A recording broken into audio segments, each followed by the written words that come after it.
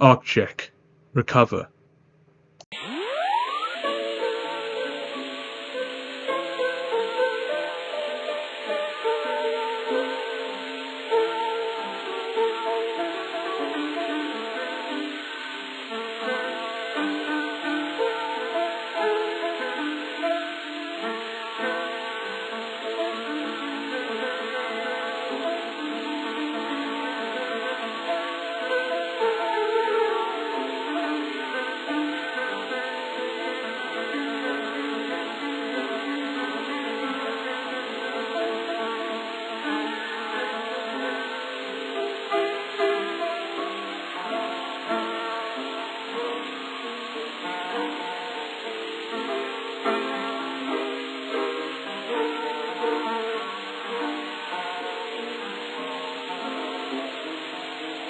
It's not time for you to see me again just yet.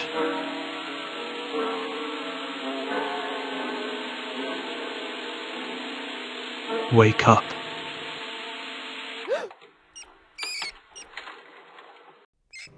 It happened again. Arcjec, inspect drawing.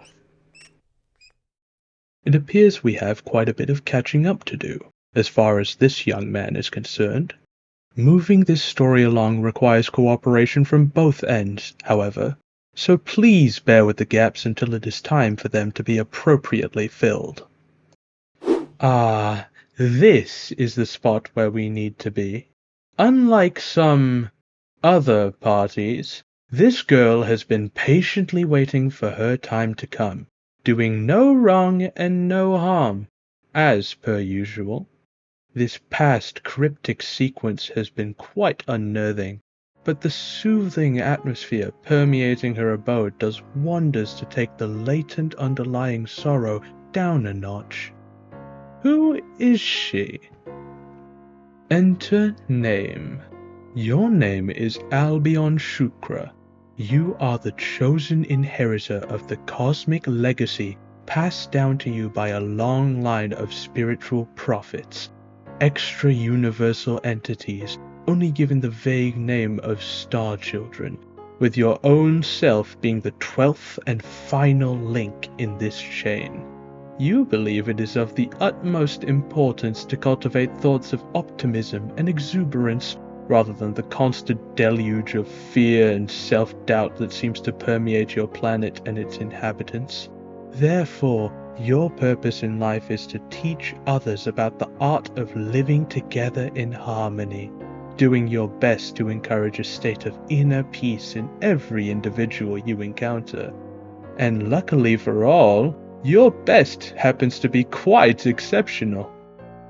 Each star child has a specific gift relating to the truth of their world. As the final one in the line, however, you possess none. Instead, it is your destiny to bear all previous gifts in order to become a being of complete conciliation, the pure one self.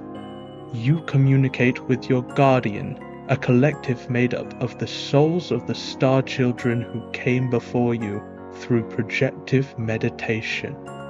They have helped you prepare for the moment when the two of you are to merge into a singular being, an event meant to take place after your planet is broken beyond repair. An event which will come to pass this very night. Aside from your obligations, you have a variety of more casual interests. You enjoy finding constellations and forming pictures with them, the night sky your mental canvas, each and every sectioned menagerie of bright gas and light in the firmament positioned to tell you a story. You then take the time to pen these tales in ancient pretext as a record for the future, in an attempt to revive the lost tradition of planetary folklore.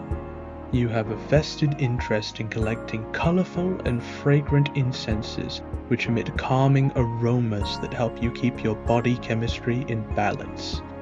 This helps you stay in total control of your spirit power, a physical manifestation of emotion-based energy that you monitor and utilize through your mood ring. The need to actively keep yourself in check rarely presents itself, though, as you are an extreme pacifist with absolutely no tolerance for unneeded confrontations and aggression. The rest of your free time is spent solving interpersonal problems and being the resident shoulder to cry on among your friends, though most of those activities are devoted to your dear Moirail and part-time auspicious Taz. Your troll tag is Demiurge Quantified, and you speak in a manner that really shines. What will you do? Albion, check mood ring. You are completely green and stable. Hooray! You already knew this, of course. Your ring is always green and stable, as that is your will. But you like to treat each time you decide to check it as a small personal achievement regardless. It does wonders to make the predictable consistency feel like a victory, rather than a nightly chore of mental upkeep. As a result of your disposition's uniform nature, you never catch more than a glimpse of the other colors that signify different moods, with a few exceptions. Hope, blue, compassion, purple, and love, pink, are the ones you allow for prolonged periods of time. Fear, yellow, greed, orange, and rage, red, in particular, are expressly forbidden. Not by Star Children, but more by your own standards. It is said that when you merge with your guardian, your mood ring will turn into a ghostly white, representing the life you are meant to lead. If your ring were to turn black, though, it would mean that you've lost any power you once had. You would feel blank. You will never let that happen. Albion, read table scroll. You're taking the time to properly translate it to current text first, which has been taking longer than you expected.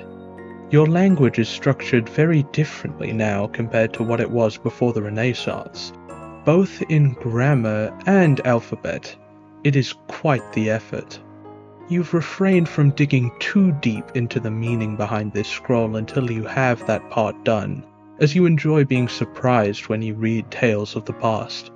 Though from what you've gathered at a glance, it seems to be talking about some sort of curse through blood.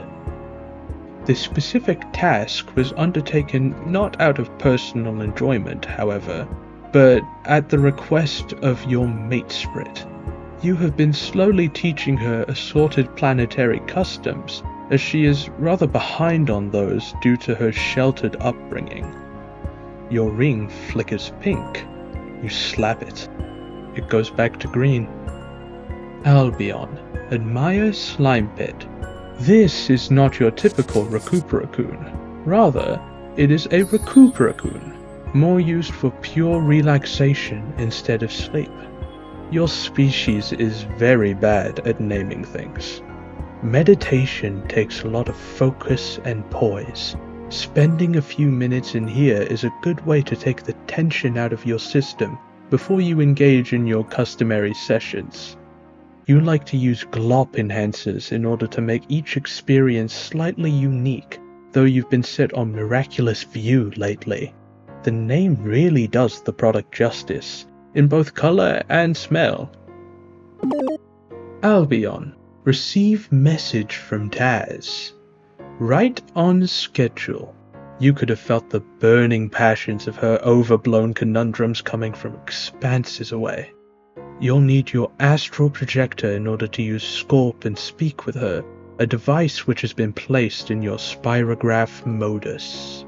Albion, open spirograph modus. Your modus is currently rigged to an 11-card system on a 10-point graph.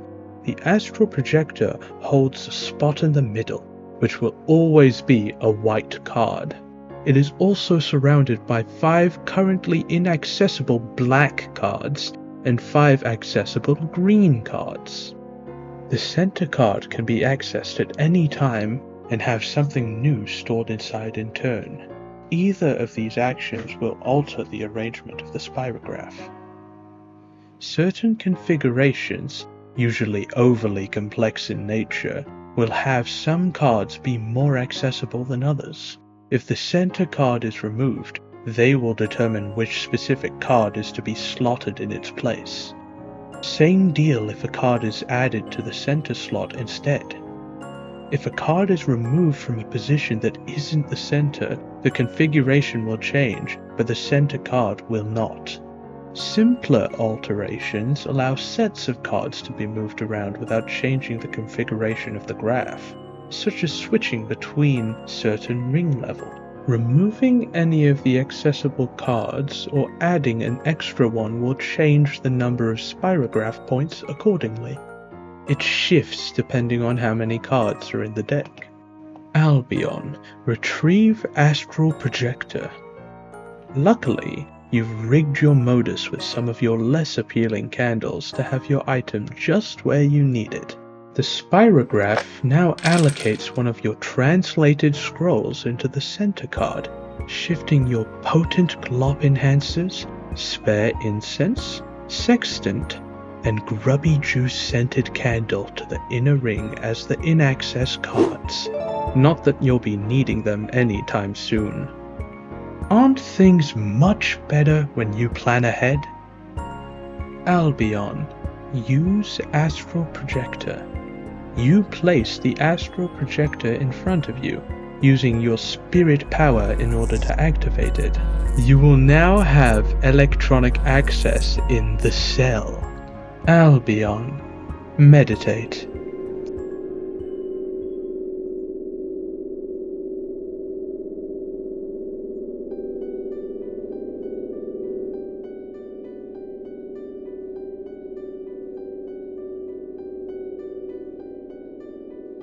Tranquility is an asset harshly underutilized in the minds of others. That is why yours acts as a personal safe haven. Albion, activate Skorpe. Your Skorpe theme is called Nebulaic Nirvana. The central hub of your applications is an age-old interpretation of your universe's creation myth, depicting a world lacking turmoil. This piece has always spoken to you on a fundamental level, as if it's the being you are meant to become in time. Albion, answer Taz. Pernicious overkill. P.O. Began trolling. Demiurge quantified. DQ. Hey Albion. So I just got a shitty bunch of messages from UK. He mentioned wanting me to play some sort of game with him. Although knowing how he is, that could mean a wide variety of things that I am most likely 0% interested in.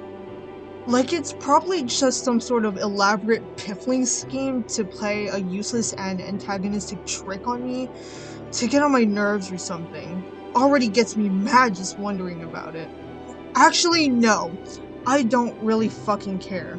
Especially since he told me that in order to do whatever it is he's planning, I gotta work with Arcjec. Which, isn't gonna happen.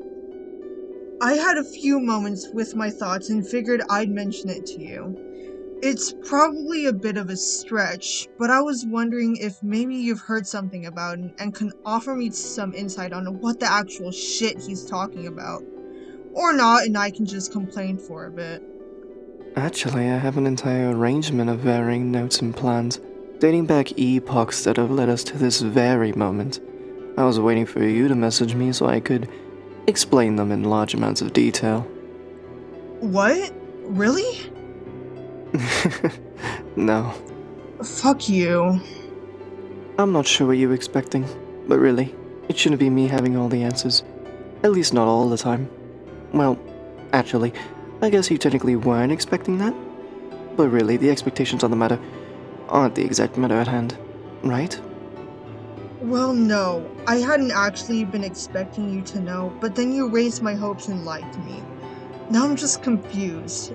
Do you know something or not? I know approximately a few things.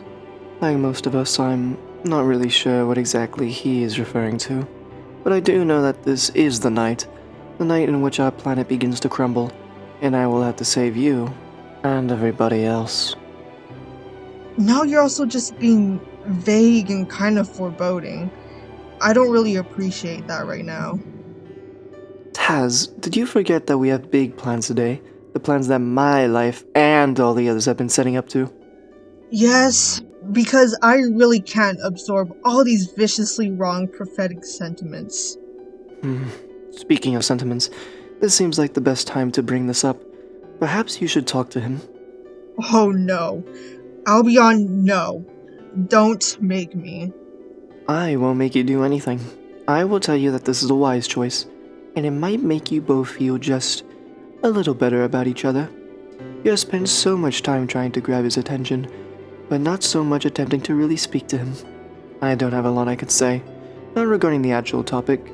I know what I must do right now and later. I have a meeting that will be putting us all in motion towards the end. Do what you feel is best, or rather, please take a moment to do what I would do.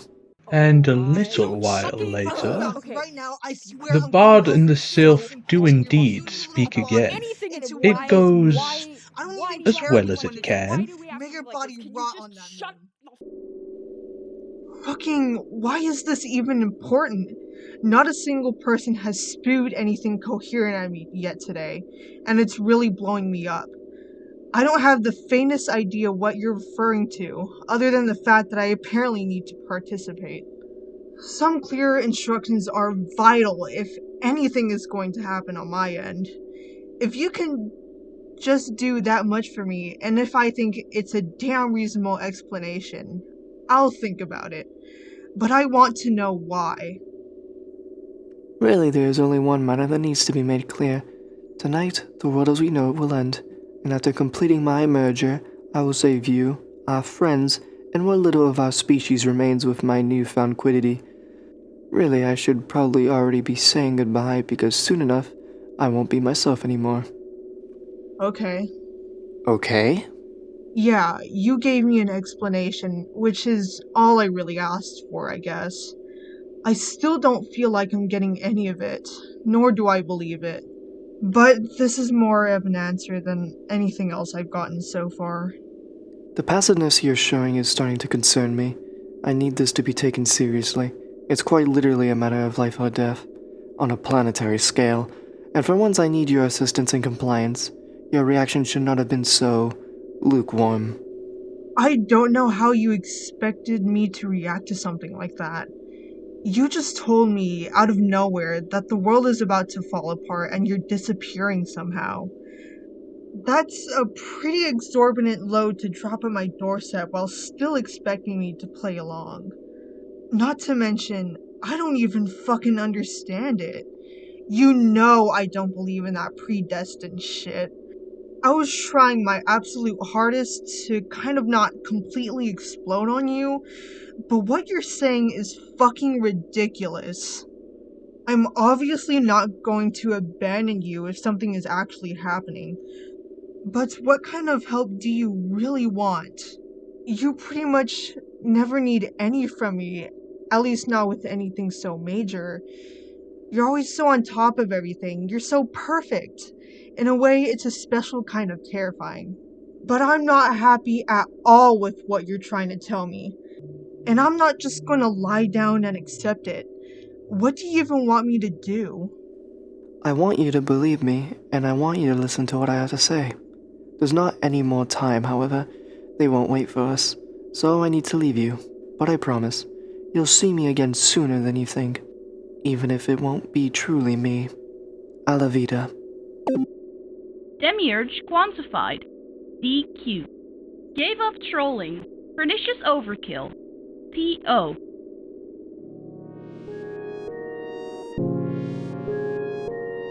I know you're there. Are you ready to join me, my guardian? We are sorry, our child. There is something we must tell you, and a divine intervention that you deserve to be ready for before it comes to pass. I could sense the tension in your writhing. Please explain. We have not been forthright regarding the truth of our form, and the path of your belonging. This coil we are bound to, it does not lead to a savior. Your soul is not meant for apotheosis, and this world is not meant for reincarnation. It, as well as we, are fated to disappear. Albion, think of something else. You think of something else, of the people you love and trust with every beat of your now pounding blood pusher. One of these people happens to be this scruffy young man, who is next on our list of points to cross. His thoughts are cast as down towards the ground as his feet, his mouth is tightly shut, and his ears are wide open. Not that he would be able to hear these musings right now, even if he tried to, but he, much like all the other relevant actors in this show, will know the osseous rattle of my voice sooner rather than later. Who is he, though? Let us become him and find out. Even if I'm already well aware of the answer.